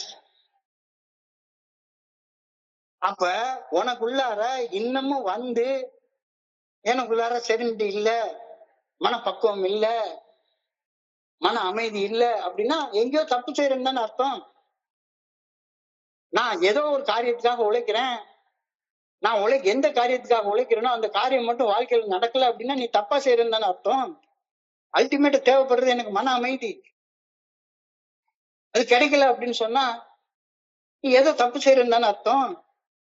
வாழ்க்கையை அதனது போக்கில் ஏற்றுக்கொள்வது மற்றும் மனித மனதில் நிறைந்திருக்கும் ஆசைகளை சரியாக நிர்வகிக்க மனப்பக்குவ பிரார்த்தனையை பயன்படுத்துவது எப்ப சாத்தியப்படும் பக்குவப்பட்டாதான் சாத்தியப்படும். மனப்பக்குவம், துணிவு, ஞானம் ஆகிய ஆன்மீக பண்புகளை பணிந்து வேண்டி என்னுடைய சக மனிதர்களின் சூழ்நிலைகளையும் கட்டுப்படுத்த முயற்சிப்பதை நிறுத்துவதால் உணர்வு தடுமாற்றங்கள் சமநிலைப்பட்டு மன அமைதி பெறப்பட்டு உள்ளம் பக்குவப்பட்ட ஒரு சமநிலையை அடைகின்றேன். அப்பதான் மன அமைதி கிடைக்கும். ஏது மன அமைதிக்கு கொலைக்குதோ அதை விட்டு தூர ஒடியே போயிரு. சண்டை போட்டுட்டு உட்கார்ந்துருக்காத. யாராச்சும் ஒரு பெரிய ஆள், அது 40 வருஷம் சோபர் 50 வருஷம் சோபரா இருந்துட்டு போகுது, அவர் கூட சண்டை போடுறதுனால உன்னுடைய மன அமைதி கெட்டு போகுது அப்படின்னு சொன்னா அவருடைய கலந்து பேசலாம், கலந்தாய்வு செய்யலாம். ஆனா உன்னுடைய மன அமைதி கெட்டு போயிடுதுன்னா சரிதான், தூர ஒடியே போயிரு. கொம்புளதற்கு 5 முழம், குதிரைக்கு 10 முழம், வெம்புகரிக்கு 1000 தான் வேண்டுமே, வஞ்சக நெஞ்சத்தார் கண்ணில் படாதவாறு நீங்குவதே நல்ல நெறி. உன்னுடைய மன அமைதியை கெடுத்து போடுறவங்க யாராக இருந்தாலும் சரிதான், அவங்க கண்ணுல படாம ஒடியே போயிரு. அவங்க எத்தனை வருஷம் சோபரா இருந்தாலும் பரவாயில்ல, கண்ணுல படாதவாறு ஒடியே போய் உள்ளொன்று வைத்து புறமொன்று பேசுவார், உறவு களவாமை வேண்டும் வள்ளலார் சொல்றாரு. ஒருமையுடன் இன்னது திருவடி நினைக்கின்ற உத்தமர்தம் உறவு வேண்டும். உள்ளொன்று வைத்து புறமொன்று பேசுவார், உறவு அமைதி இல்லாம வாழ்ந்தவங்க கூட வாழவே வாழாது. அது வந்து ஒரு தொத்து வியாதி மாதிரி. அமைதி இல்லாதவங்களோட உட்கார்ந்துட்டே இருந்தோமானா, நான் அதே மாதிரிதான் சொல்லுவேன். Personal recovery depends upon a unity. நான் குணமடைவது நமது ஒற்றுமையை பொறுத்து இருக்கிறது. அப்ப நமது ஒற்றுமைனா உலகம் பார்க்கிற ஒற்றுமை என்ன? எல்லாரும் வந்து நம்ம எல்லாரும் தமிழ் பேசுறவங்க, தமிழ்நாட்டுக்காரங்க, தமிழர்கள், அந்த ஒற்றுமையா? இல்ல நாங்கெல்லாம் திருநெல்வேலிக்காரங்க அல்லது மெட்ராஸ்காரங்க, மெட்ராஸ்லயும் நாங்க சைதாப்பேட்டைக்காரங்க அப்படின்ற ஒற்றுமையா? இல்லது நாங்க இந்த குறிப்பிட்ட ஜாதி அல்ல இந்த குறிப்பிட்ட மதம் சார்ந்தவங்க, இந்த குறிப்பிட்ட கடவுளை கும்பிடுறவங்க அப்படின்ற ஒற்றுமையா? இல்ல நாம எல்லாரும் குடிநோயாளிகள் அப்படின்ற ஒற்றுமையா? இல்ல. இங்க சொல்லப்படுற ஒற்றுமை அவர் பர்சனல் ரெக்கவரி. நான் ஒரு தனி மனிதனாகி நான் குணமடைவது, எனக்கு குணமடைவதற்கு கொடுக்கப்பட்டுள்ள மீட்படையும் செயல் திட்டத்தோடு ஒன்றுபட்டு வாழ்வதை சார்ந்து அமையும். ஒற்றுமை என்பது எந்தெந்த மனிதர் இந்த 12 ஸ்டெப் ரெக்கவரி ப்ரோக்ராம ஒன்னா எடுத்துக்கிறாங்களோ அவங்க கூட மட்டும் சேரு, வேற எவங்க கூடயும் சேராத. எல்லாரும் கூட்டத்துக்கு வரட்டும், அவங்களுக்கு செய்தி சொல்லு, எல்லாம் பண்ணு. ஆனா யார் கூட ஒற்றுமையா இருக்க போற? யார் யார் கடவுளை இருக்குமா பிடிச்சிருக்காங்களோ அவங்க கூட ஒற்றுமையா இரு. நான் எந்த விதமான ஆழமான பிரச்சனைகளில் கஷ்டப்பட்டு கொண்டிருந்தாலும் நான் கஷ்டப்பட்டு கொண்டிருக்கின்றேன் என்ற மனப்பக்குவத்தோடு ஏற்றுக்கொள்வதுதான் ஆழமான பிரச்சனையில இருந்து விடுபடுவதற்கான முதல் படி. நான் கஷ்டப்படுறேன் அப்படின்றதே ஒத்துக்கொள்ளாதவனுக்கு எப்படி கஷ்டத்துல இருந்து வெளிப்பட முடியும்? ஒரு நண்பர் சொல்லுவாரு, அவருடைய மனைவி வந்து அவரை ரொம்ப கஷ்டப்பட்டு ஒரு சென்னையிலேயே ஒரு நம்பர் 1 சைக்காட்ரிஸ்ட் கிட்ட அப்பாயின்மெண்ட் வாங்கி கொண்டே உட்காந்து வச்சுட்டாங்க. அந்த சைக்காட்ரிஸ்ட் வந்து அவரை கூப்பிட்டு வச்சு அவருக்கு பேசிக் டெஸ்ட் எல்லாம் பண்ணி முடிச்சுட்டு அவரை பக்கத்துல இருக்கக்கூடிய ஸ்டூல்ல உட்கார வச்சுட்டு மனைவி ஏத்த மாதிரி இருக்க சேர்ல உட்காந்துருக்காங்க. டாக்டர் வந்து நம்ம குடிநோயாளிய பார்த்து கேட்கிறாரு, உங்களுக்கு என்ன பிரச்சனை சொல்லுங்க அப்படின்னு சொல்லி கேட்கிறாரு. உடனே இவரு, எனக்கு என்ன டாக்டர் பிரச்சனை, ஒண்ணும் இல்ல, சாயங்காலமானா 7 மணிக்கு அழகா ஒரு பாட்டு குடிப்பேன், உட்காந்து ஏதாவது சீரியல் பார்ப்பேன், இல்ல சினிமா பார்ப்பேன், இல்ல ஏதாவது மேட்ச் பார்ப்பேன், மனைவி சாப்பாடு கொடுப்பாங்க, சாப்பிடுவேன், என் பாட்டு தூங்கிடுவேன், காலையில 10 மணிக்கு எழும்புவேன், கிடையாது வெட்டி கிடையாது, மனைவி அழகா சம்பாதிச்சு வச்சிருக்கிறாங்க, ஏதாச்சும் கொடுப்பாங்க, கையில கிடைக்கிற காசை வச்சு குடிச்சிட்டு வருவேன். அதுக்கப்புறம் இதே மாதிரி வாழ்க்கை ஓடு. எனக்கு என்ன டாக்டர் பிரச்சனை, நீ கூட்டிட்டு வந்திருக்காங்களா அவங்களுக்கு தான் பிரச்சனை, அவங்க கிட்ட என்ன பிரச்சனைன்னு கேளுங்கன்ற. இவரெல்லாம் குணப்படுத்த முடியும்னு நினைக்கிறீங்க? தோழமையின் செயல் திட்டத்தை வாழ்க்கையாக வாழ்வதால் கிடைக்கக்கூடிய மன அமைதி, நிம்மதி வித்தியாசமானது.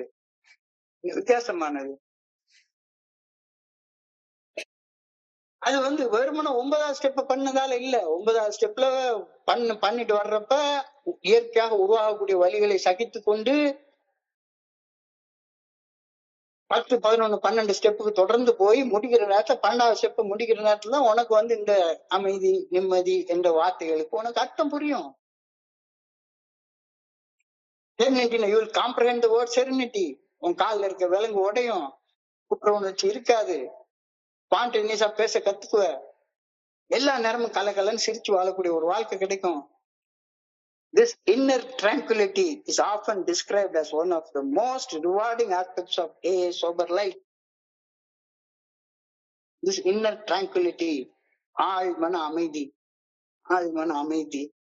is often described as one of the most rewarding aspects of a sober life.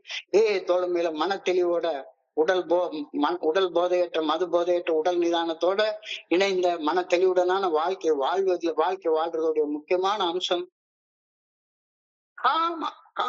மன அமைதியோட. இந்த மீட்டிங் முடிச்சுட்டு போனப்ப அழகா உட்கார்ந்தா ஒரு அரை மணி நேரம் கண்ணை மூடி எந்த சிந்தனையும் இல்லாம உட்கார்ந்து இருந்துட்டு படுத்தேன்னா நிம்மதியா அந்த பழைய தூக்கம் எனக்கு வருது. So the inner tranquility is often described as one of the most rewarding aspects of a sober life. குடி வாழ்க்கையில நாம் அனுபவிச்சிருக்கிறதுக்கு நேர் எதிரான மனப்பக்குவம், மன போராட்டம் இல்லாத ஒரு ஆழமான மன அமைதி, மன அழுத்தம், விரக்தி இல்லாத ஒரு மனநிலை. In my drinking days, I had exactly opposite. மன அமைதி இருக்கவே இருக்காது. குடிச்ச போதையில என்னத்தையாச்சும் உளறிக்கிட்டே உட்கார்ந்துருப்பேன். கொட கொடன்னு காலையில ஒண்ண பேசுவேன், மத்தியானம் ஒண்ண பேசுவேன். என்ன பேசுறேன்னே தெரியாது. நான் பேசிக்கிட்டே இருக்கணும். பேசாம என்னால அமைதியா இருக்க தெரியவே தெரியாது. டர்மாயில் ஒரு டிப்ரெஷன், டீப் டிப்ரெஷன், ஆழமான மன அழுத்தம், ஆழமான மன அழுத்தம். இதுல இருந்து விடுபடுறதுக்கான வழியைத்தான் இந்த 12 படிகள் அடங்கிய மீட்புடைய செயல் திட்டத்தை சொல்லியிருக்கு. You will know peace. This has been given as a promise. ஒரு வாக்குறுதியாக கொடுக்கப்பட்டிருக்கிறது. இதை செய்யப்பா, உனக்கு இது கிடைக்கும். செய்யலைன்னா கிடைக்காது. குடிச்சிட்டு இருந்த நாட்கள்ல மன அமைதிக்கு பதிலாக எப்பொழுதும் சதா சர்வ காலமும் மனசுக்குள்ளார போராட்டமும் விரக்தியும் தானே இருந்துச்சு. இப்பவும் மன போராட்டமும் விரக்தியும் இருந்ததானா நீ குடிக்காமலேயே குடிச்சவங்க மாதிரி வாழ்ந்துட்டு இருக்கேன்னு தானே அர்த்தப்படும். ட்ரங்க்னு தானே அர்த்தம். குடிச்சிட்டு இருந்த நாட்களை பின்னோக்கி பாரு, நல்லா யோசிச்சு பாரு. உணர்வு தடுமாற்றங்களுக்கு அது காரணம் என்ன? உடல் சம்பந்தப்பட்ட நோய்கள். மீதி காரணம் மனம் சம்பந்தப்பட்ட நோய்கள். இப்பவும் அதே மாதிரி உடல் சம்பந்தப்பட்ட நோய்கள், மனம் சம்பந்தப்பட்ட நோய்கள், இன்னமும் அதே மாதிரி அதே உளறலு, அதே மாதிரியே உட்கார்ந்துக்கிட்டு யாரும் இவனை பிடிக்கும், இவனை பிடிக்காது, இந்த குரூப் பிடிக்கும், அந்த குரூப் பிடிக்காது, வாழ்க்கைய வாழ்றதுக்கே ஊர் சுத்துறதுக்குதான், சோறு திங்கிறதுக்குதான் அப்படின்ற எண்ணம். சொல்ல கொதிக்குதடா நெஞ்சம். வெறும் சோத்துக்கோ இந்த பஞ்சம். சோத்து கிடைக்காம போயிருமோ, அல்ல உலக இன்பங்களெல்லாம் அனுபவிக்காம செத்து போயிருமோன்ற பயம். குடிநோயின் பாதிப்புகளால குடிநோயாளிகளாகிய என்னுடைய பயங்கரமான பாதிப்புகளுக்கு நான் ஆளாகி இருந்தேன். சாதாரண பாதிப்பு இல்ல, மிக மோசமான பாதிப்புகளுக்கு நான் ஆளாகி இருந்தேன். என் உடலில் மது கலந்திருந்தால், உடலின் ரத்தத்துல மது கலந்திருந்தால், உடல் அளவிலான மது அருந்தக்கூடிய இயக்கம் என்னை எப்பவுமே மன அமைதி இல்லாம இருந்துட்டே இருக்கும். கொஞ்சோண்டு மது கலந்துருந்தா, அதனாலதான் இதை டீடாக்ஸ் சொல்றாங்க. இத்தனோண்டு மது ரத்தத்துல கலந்து இருந்தா போதும், அது மூளையில போய் மூளையில இருக்கக்கூடிய ஏதோ ஒரு நியூரானை பிடிச்சி ஆட்டி படைச்சு குடிடா குடிடா குடிடா குடிடா, இந்த செயலை செய்டா செயல் அடிமையாக ஏதாச்சும் ஒண்ணு செஞ்சுக்கிட்டே இருடா, பேசிக்கிட்டே இருடா அப்படின்னு சதா சர்வ காலம் என் மண்டையை பிடிச்சி நச்சரிச்சுக்கிட்டே இருக்கும். பிசிக்கலா என்னுடைய மூளை இது பண்ணிட்டு இருக்கோம். பிசிக்கல் அலர்ஜி அப்படின்னு சொல்லி அதை சொல்றாங்க. இந்த அலர்ஜி உருவாக்கக்கூடிய ஒரு terrible obsession.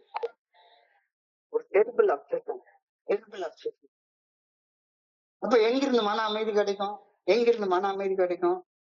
The turmoil of our drinking days was caused partly by our physical suffering, terrible hangover, the cold sweats, jitters, இதெல்லாம் இருந்துச்சுல்ல. சரி, உடல் பாதிப்பு பாதி, மீதி சரி உடல்ல மது குடிக்கலன்னா உள்ளுக்குள்ளார கோபம், எரிச்சல், சந்தேகம், பொறாமை, காமம், இது அடுத்த மீதி. உடல் பாதிப்பு பாதினா மன பாதிப்பு மீதி. மனசுல ஒரு தனிமை உணர்வு அது ஏற்படுத்தக்கூடிய பாதிப்பு, தாழ்வு மனப்பான்மை ஏற்படுத்தக்கூடிய பாதிப்பு. என் கூட படிச்சவங்களாம் பெரிய பெரிய ஆளாயிட்டான், எனக்கு மட்டும் ஒண்ணுமே இல்லை. பொய்யா சொன்னதால ஆழமாக மனசுல பதிஞ்சு போயிருந்த ஒரு குற்ற உணர்ச்சி.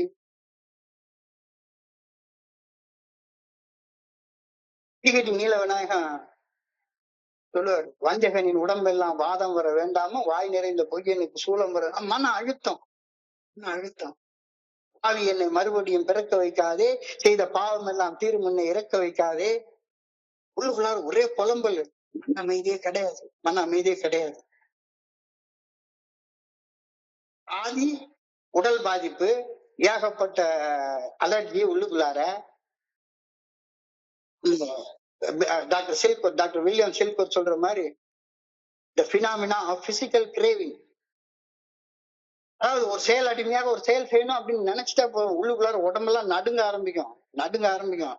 நான் சொன்னதை சொல்லியே தீரணும், இல்லாட்டி போனா மனசு தாங்காது.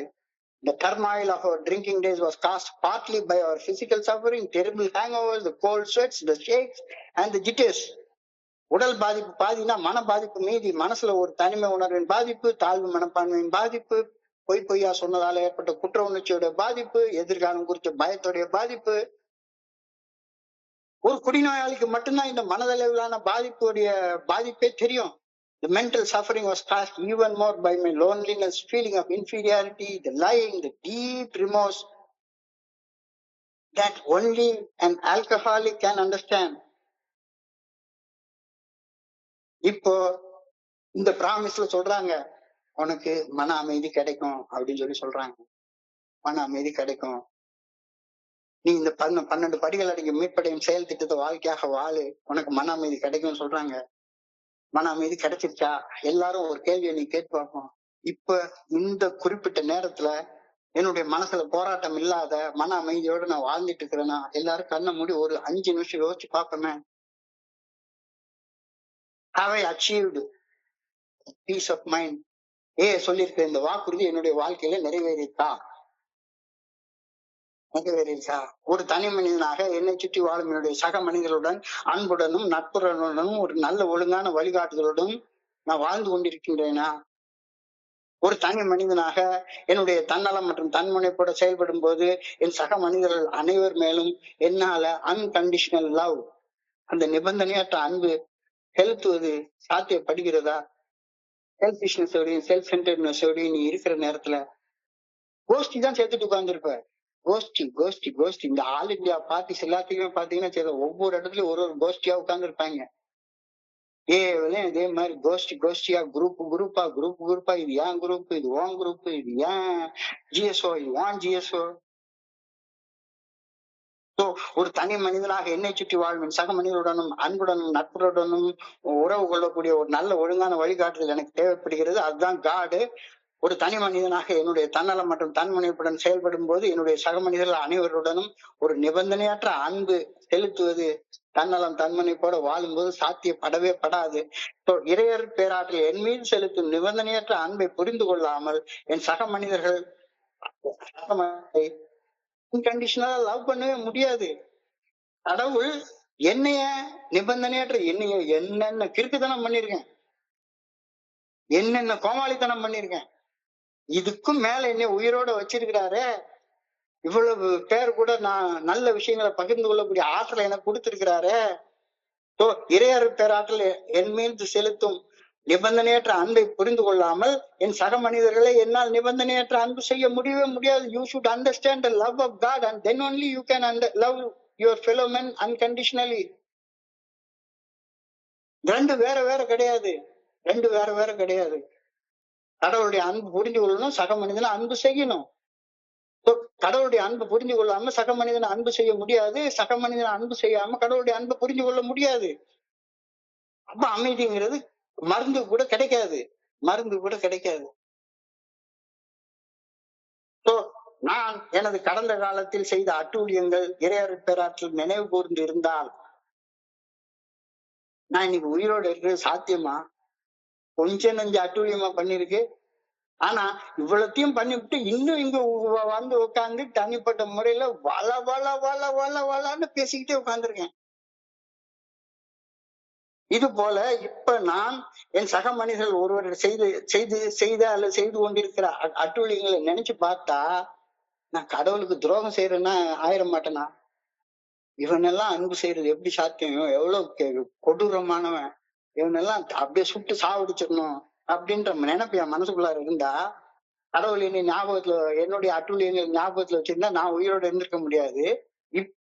என்னுடைய சக மனிதர்கள் ஒருவர் செய்த அல்லது செய்து கொண்டு இருக்கின்ற அட்டூழியங்களை நினைத்து பார்த்தேன் என்றால் எவரையும் நிபந்தனையின்றி அன்பு செய்வது என்னால சாத்தியப்படவே படாது. இறையர் பேராற்றல் காட்டும் நல்ல ஒழுங்கான வழிகாட்டுதலை புரிந்து கொள்ளாவிட்டால் என்னால் என் சக மனிதர்களை சரியான முறையில கையாண்டு அன்பு செய்வது சாத்தியப்படவே படாது. அன்பு செய்வது சாத்தியப்படலை அப்படின்னு சொன்னா உன்னால அமைதியா வாழ்றதும் சாத்தியப்படவே படாது. அமைதிக்கு உனக்கு வரவே வராது. அமைதினா என்னன்னு புரியவே புரியாது. அமைதினா என்னன்னே புரியாது உனக்கு. ஆனா நான் ஏஐல வந்துட்டேன், சிறப்பா சீரும் சிறப்பும் வாழ்ந்துட்டு இருக்கேன்னு அவன் பாட்டுக்கு ஷேர் பண்ணிட்டே உட்கார்ந்துட்டு இருப்பேன். So let me try to look at the good orderly direction of God on all personal relationship, in all my dealings with other people. அப்பதான் உனக்கு மன அமைதி உனக்கு கிடைக்கும். நான் இறையர் பேராற்றல் நல்ல ஒழுங்கான வழிகாட்டுதலை நாடினால் நான் என் சக மனிதர்களை எப்படி சுமூகமாக அன்பும் நட்பும் உறவும் கொண்டு வாழ்வது எப்படி அப்படிங்கிறது எனக்கு புரிய வரும். If I am willing to let God, if I am willing to let the good orderly direction of God guide me, God will take care of my relationship with other people. அப்பதான் அன்பு, அப்பதான் அமைதி என்னன்றது எனக்கு கிடைக்கும். இதெல்லாம் நான் செய்யாம எனக்கு அந்த அமைதி எனக்கு கிடைக்கவே கிடைக்காது. அதனாலதான் continue to take personal inventory, and when we are wrong, promptly admitted it, taught through prayer and meditation to improve our conscious contact with God as we understood Him, praying only for the knowledge of His will for us and the power to carry that out. And having had a spiritual awakening as the result of these steps, we try to carry this message to the alcoholics and to practice these principles in all our affairs. அப்படின்ற இந்த 3 படிநிலை பரிந்துரைகளையும் செய்யறப்ப கிடைக்கக்கூடியதுதான் உனக்கு அமைதி. 9 செஞ்சதுக்கு அப்புறமா 3 செய்யாம விட்டுட்டா உனக்கு கிடைக்காது. தொடர்ந்து அகத்தாய்வு செய்தோம்.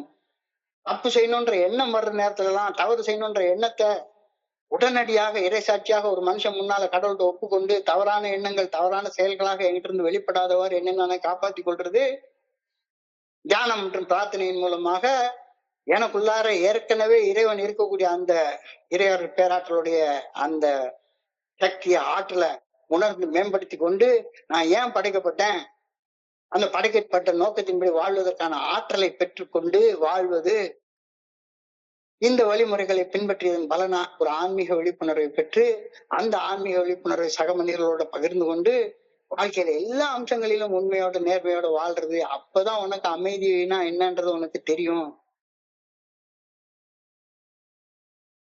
If I am willing to let the good orderly direction of God guide me, the good orderly direction of God will take all my relationship with other people. ரொம்ப அழகாக என்னை கொண்டாந்து வச்சிருக்கோம். தோழமையில வந்து இணைஞ்சதுக்கு அப்புறமாகவும் கூட குடிக்க வேண்டும் என்ற அந்த சோதனைகள், தவறான செயல்கள் செய்ய வேண்டும் என்ற சோதனைகள் எனக்கு வராம இருக்காது. வரும் வரும்.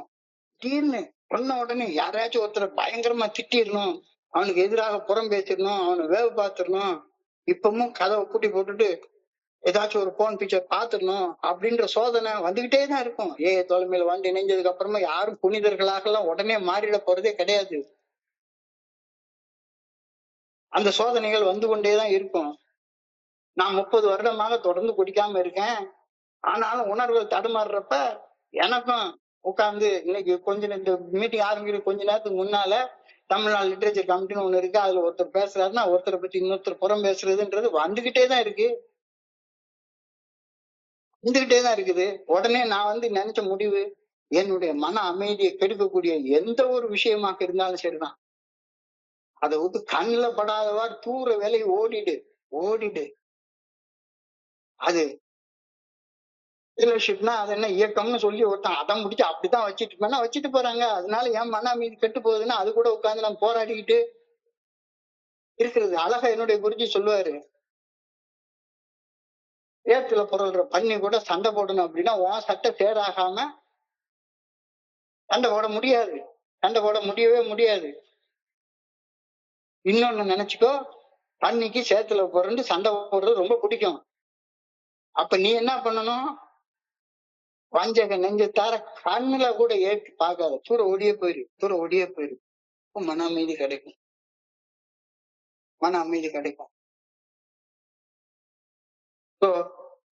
சோதனைகள் தோல்விகள் நேரங்களில் கூட இறையர் பேராற்றின் நல்ல ஒழுங்கான வழிகாட்டுதல் என் கூடவே இருந்து இந்த நாள் வரைக்கும் என்னை 70 வயசு வரைக்கும் என்னை காப்பாத்திட்டு இருக்கிறது. இதற்காக நன்றி சொல்லு. நன்றி சொன்னா உனக்கு அழகா மன அமைதி தானா கிடைச்சிரும். கடவுளுடைய promise, I give you peace, my peace I give you.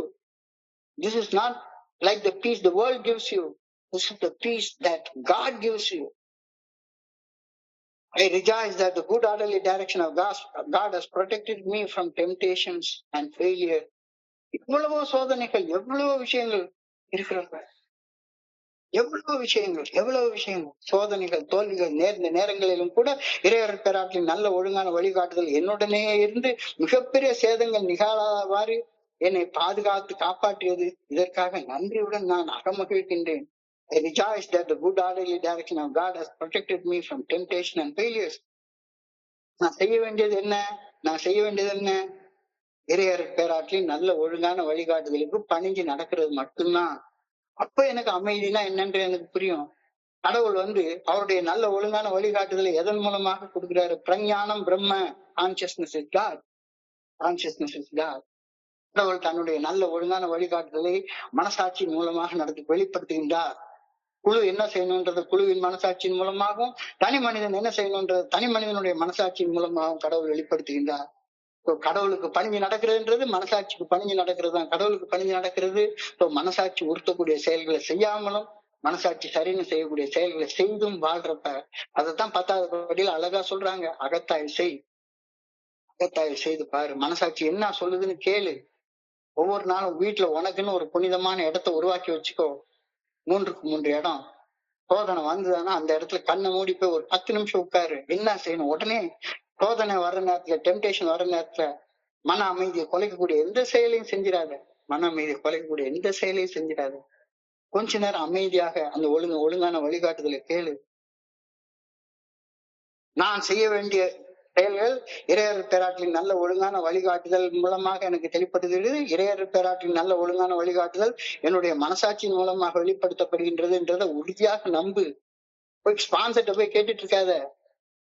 Ask your conscious, ask your conscious. ஒவ்வொரு நேரமும் நான் எத்தனையோ நேரங்கள்ல பார்த்திருக்கிறேன். சேதாப்பேட்டையில அந்த நார்த் கேட் பக்கத்துல ஒரு ஒயின் ஷாப் ஒண்ணு உண்டு. இந்த ஒயின் ஷாப்ல முந்தின நாள் தான் குடிச்சுட்டு ஏகப்பட்ட தகராறு பண்ணிருப்பேன். இந்த கடைக்கு தானா கால் பொறுப்பு உள்ள இருந்து ஒரு குரல் சொல்லும், டேய் வேணாண்டா, என்ன மோசமான ஆட்சி நேரத்துக்கு, செய்யாத, இது செய்யாதன்னு. ஆனா மனசு செய்யுன்னு சொல்லும். 2 கருத்து உள்ளுக்குள்ள இருந்து சண்டை போட்டுட்டு இருப்பதான மன போராட்டம் நடக்குது. போராடுறதுக்கு 2 பேர் இருந்தா தானே போராட முடியும். சண்டை போடணும்னா ஒருத்தர் இருந்தா சண்டை போட முடியுமா? 2 பேர் இருந்தா தானே சண்டை போட முடியும். சோ மன அமைதி கெட்டு போகுதுன்னா உள்ளுக்குள்ளார 2 கருத்து கிடந்து சண்டை போட்டு கிடக்குதுன்னு அர்த்தம். ஒரு மனசு குடிக்குன்னு சொல்லுது, மனசாட்சி குடிக்காதுன்னு சொல்லுது. மனசுக்கும் மனசாட்சிக்கு நடையில கடந்து கட்டி புரண்டு சண்டை போடுறப்ப மன அமைதி கெட்டு போகுது. எல்லா நேரத்திலயும் மனசாட்சிக்கு பணிஞ்சு நடந்துட்டேன்னா மன அமைதி உனக்கு கிடைக்க போகுது. மன அமைதி கிடைக்க போகுது. இப்போ மனசாட்சி உறுத்தக்கூடிய செயலை செய்யாமலும், மனசாட்சி சரின்னு சொல்லக்கூடிய செயலை செய்தும் வாழ்ற நேரத்துல ஆட்டோமேட்டிக்கா உனக்கு அமைதினா என்னன்றது புரிய வரும். 4:30 மணிக்கு எழும்புனா பிரம்ம முகூர்த்தத்துக்கு எழும்பி ஒரு 1/2 மணி நேரம் குளிச்சுட்டு தியானம் பண்ணேன்னா உனக்கு நாள் முழுக்க நல்லா இருக்கும் அப்படின்னு சொல்லி பெரியவங்க சொல்றாங்க. மனசாட்சி சரின்னு சொல்லுது. ஆனா மனசு காலையில 4:30 மணிக்கு எழும்புறப்ப உலகமே தூங்கிட்டு இருக்கு. நான் ஏன்டா எழும்பணும்? நான் பாட்டுக்கு 10 மணிக்கு எழும்பி நல்ல நெய் முந்திரி போட்ட பொங்கலை சாப்பிட்டுட்டு மறுபடியும் 11 மணிக்கு திரும்ப படுத்து தூங்கத்தான் எனக்கு தோணுது. உடம்பு உழைஞ்சு வேலை செய்யறதுக்கு பதிலாக எங்கேயாச்சும் 4 இடத்துல 4 டாக்குமெண்ட்டை மாத்தி ரியல் எஸ்டேட் பண்ணா 2 கோடி ரூபாய் ஒரே மாசத்துல சம்பாதிச்சுட்டு போயிட்டே இருக்கலாமே அப்படின்னு தான் சொல்லுது. நான் செய்ய வேண்டியது எல்லாம் இறையர் பேராற்றின் நல்ல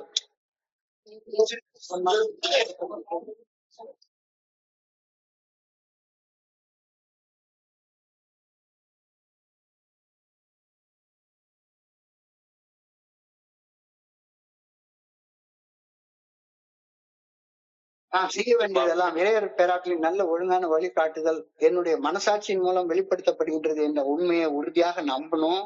மனசாட்சி உறுத்தும் செயல்களை செய்யாம இருக்கணும். மனசாட்சி சரின்னு சொல்லக்கூடிய செயல்களை செய்து செயல்பட வேண்டும். இதுதான் பணிவு, இதுதான் பயம், இதுதான் பக்தி. பக்தி இல்லாம கடவுளுடைய நல்ல ஒழுங்கான வழிகாட்டுதல, கடவுளுடைய ஆற்றலை யாரும் பெற்றுக்கொள்ள முடியவே முடியாது. பயபக்தியோட செயல்படாம யாருமே மன அமைதியை அனுபவிக்கவே முடியாது. பணிவுடனும் பயபக்தியுடனும் இருக்கும்போது இறையர் பேராற்றின் எல்லா வகையான கடுமையான சூழ்நிலைகளிலும் கடவுள் என்னைய பாதுகாப்பாரு அப்படின்னு நான் உறுதியாக நம்பலாம். ஆனா பயபக்தியுடனும் பணிவுடனும் செயல்படுவது மட்டுமே இந்த பாதுகாப்பு வழங்கும். எந்த நேரத்துல போனாலும் சரிதான். பக்தினா என்ன? கடவுளை வணங்குறது இல்ல, அவர் காட்டுற வழியில நடக்கிறது. சொல்லுவாரு, இங்கிருந்து வேளாங்கண்ணி வரைக்கும் நடந்து போய் வேளாங்கண்ணி மாதாவை வேண்டிக்கிட்டு, வேளாங்கண்ணி மாதாவே நான் பக்கத்து வீட்டுக்காரன் கொண்டாட்டி ஒரே ஒரு தடவை மட்டும் கரெக்ட் பண்ணிக்கிறேன் அப்படின்னு சொல்லி கேட்டேன்னா கண்ணை உடைச்சிருவாங்க. நீ நடந்து போக வேண்டிய தேவையே கிடையாது. உன் மனசாட்சி தப்புன்னு சொல்லுது இல்ல.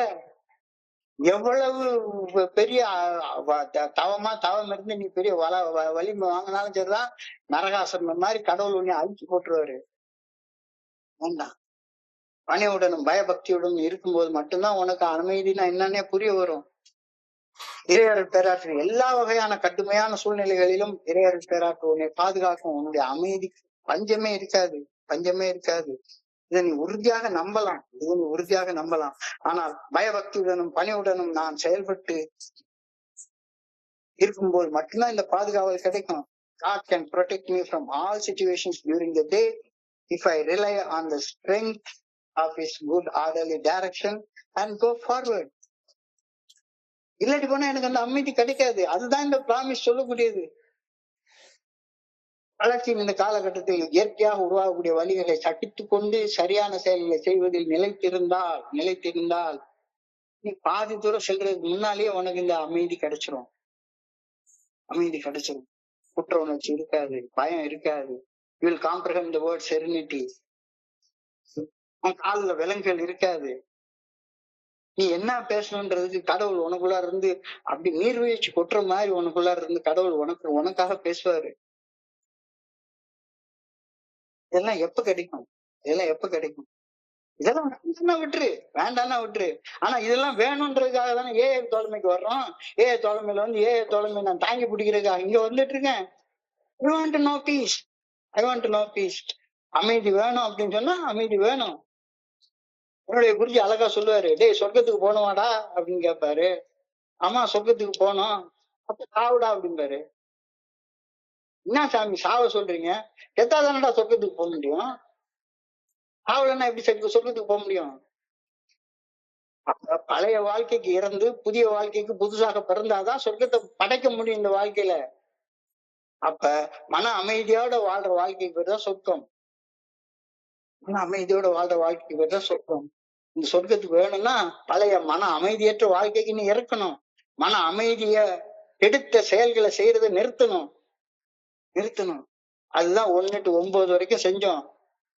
10, 11, 12 தொடர்ந்து செய்யணும். தொடர்ந்து செய்யற நேரத்துல உனக்கு இந்த அமைதினா உனக்கு மனப்பக்குவம்னா என்னன்றது புரிய வரும். மனப்பக்குவம்னா என்னன்னு புரிய வந்ததுக்கு அப்புறமா மனப்பக்குவத்தோடையும் துணிச்சலோடையும் விவேகத்தோடையும் ஞானத்தோடையும் நீ செயல்படுற நேரத்துல உனக்கு அமைதி கிடைக்கும். இடையற பேராற்றி நல்ல ஒழுங்கான வழிகாட்டுதல் மனசாட்சியின் மூலம் நம்பப்படுகின்றது என்று நம்பி பணியோடு வாழ்றது மட்டும்தான் ப்ராப்பர் லிவிங். சரியாக வாழும் முறை அதுதான். அப்படி முறையாக வாழ்க்கையை நெறியாக வாழும் போது எனக்கு இந்த மன அமைதிங்கிறது கிடைக்கும். அந்த முறையாக வாழ்றது முழுக்க இந்த பராமரிப்பு வழிமுறைகளை சார்ந்துதான் சொல்லப்படுகிறது. 10, 11, 12 செய்யறப்ப you will know peace, otherwise you won't. No God, no peace, no God, no peace. No God, no. இறைவனுடைய நல்ல ஒழுங்கான வழிகாட்டுதல் இல்லைன்னா உனக்கு அமைதி இல்லை. நோ காட், நோன்றது NO, GOD, God, no God. இறைவன் இல்லை என்றால், இறைவனுடைய நல்ல ஒழுங்கான வழிகாட்டுதல் இல்லை என்றால் உனக்கு அமைதி இல்லை. நோ காட், KNOW, இறைவனுடைய நல்ல ஒழுங்கான வழிகாட்டுதலை அறிந்து கொள், ஆட்டோமேட்டிக்கா நீ அமைதியை அறிந்து கொள்வ. No God, no peace. KNOW, peace. இறைவனுடைய நல்ல ஒழுங்கான வழிகாட்டுதலை நீ அறிந்து கொண்டு இறைவனுடைய நல்ல ஒழுங்கான வழிகாட்டுதலுக்கு பணிந்து செயல்படுற பட்சத்துல உனக்கு மன அமைதினா என்னன்னு உனக்கு புரிய வரும். கண்டிப்பா புரிய வரும்.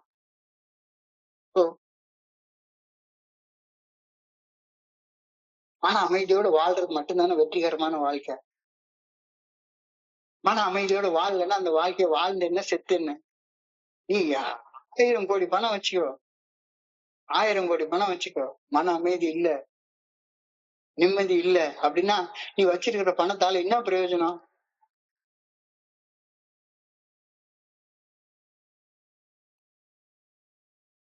ரொம்ப அழகாக இது சொல்லிருக்காங்க.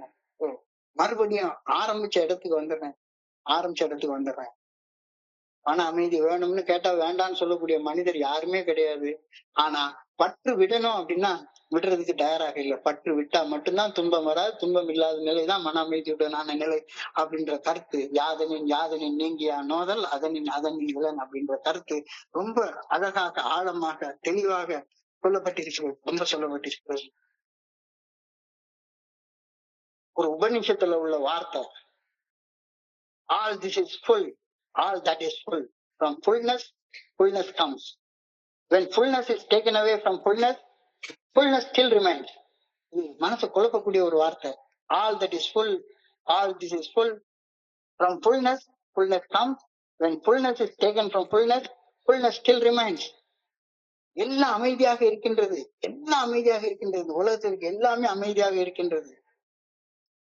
அமைதியில் இருந்துதான் அமைதி பிறக்கின்றது. அமைதியிலிருந்து அமைதி எடுத்துக் கொள்ளப்படும் போது அமைதி நிலைத்து இருந்து கொண்டே இருக்கின்றது. All this is full, all that is full. From fullness comes fullness. When fullness is taken from fullness, fullness still remains. இது உபனிஷத்துல உள்ள ஒரு வார்த்தை, வேதத்துல உள்ள ஒரு வார்த்தை. எல்லாம் அமைதியாக உள்ளது, எல்லாம் அமைதியாக இருக்கின்றது. அமைதியில் இருந்துதான் அமைதி பிறக்கின்றது. அமைதியில் இருந்து அமைதி பிறக்கும் போது அமைதி அழிஞ்சு போறது கிடையாது, அது உள்ள இருந்துட்டே இருக்கும், அது உள்ள இருந்துட்டே இருக்கும். இந்த அமைதி அறியணும்னா அதுக்கான வழிதான் இந்த தோழமை பரிந்துரைக்கக்கூடிய 12 படிகள் அடங்கிய மீட்படையும் செயல் திட்டம். இந்த செயல் திட்டத்தை வாழ்க்கையாக வாழும் போது எனக்கு கிடைக்கக்கூடிய மன அமைதி எனக்கு இறைவனுடைய வாக்குறுதியாக கொடுக்கப்பட்டிருக்கிறது அப்படின்றத நான் புரிஞ்சு கொள்றேன். மிக அழகான வாக்குறுதி. இந்த வாக்குறுதியை குறித்து நான் சிந்திக்கிறப்ப என் மனதை கடந்து இந்த சிந்தனைகளை உங்களோட பகிர்ந்து கொள்ள இந்த நல்ல வாய்ப்பு உருவாக்கி கொடுத்த இந்த குழுவிற்கு என்னுடைய மிக பணிவான நன்றிகளை தெரிவித்துக் கொள்றேன். இதுவரைக்கும் பொறுமையாக கேட்ட ஒவ்வொரு நண்பருக்கும் என்னுடைய பணிவான நன்றிகள். இந்த இரவு பொழுது நண்பர்களுக்கு இனிமையான இரவாக அமைய இறைவனை பணியோட வேண்டிக் கொள்கின்றேன். நன்றி, நன்றி, நன்றி, நன்றி, நன்றி, நன்றி, நன்றி. வாழ்க வளமுடன்.